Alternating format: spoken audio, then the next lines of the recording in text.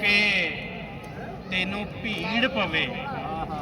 ਤੈਨੂੰ ਭੀੜ ਹੁੰਦੀ ਹੈ ਮੁਸੀਬਤ ਪੈਣਾ, ਇਹ ਨਹੀਂ ਕਿ ਰਸ਼ ਪਵੇ, ਨਹੀਂ, ਤੈਨੂੰ ਭੀੜ ਪਵੇ ਕਰੀ ਯਾਦ ਜੱਟਾ। ਤੈਨੂੰ ਭੀੜ ਪਵੇ ਕਰੀ ਯਾਦ ਜੱਟਾ, ਵਾਰਿਸ ਸ਼ਾਹ ਨਾ ਜਾਣਨਾ ਪਲਕ ਦੂਰੀ।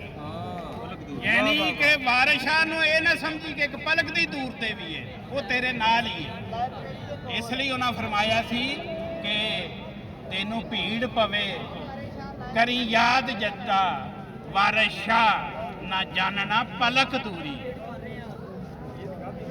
ਫਿਰ ਵਾਰਿਸ ਸ਼ਾਹ ਸ਼ਰੀਕ ਹੈ ਕੌਣ ਉਸਦਾ, ਜਿਸ ਦਾ ਰੱਬ ਨੇ ਕੰਮ ਸਵਾਰਿਆ।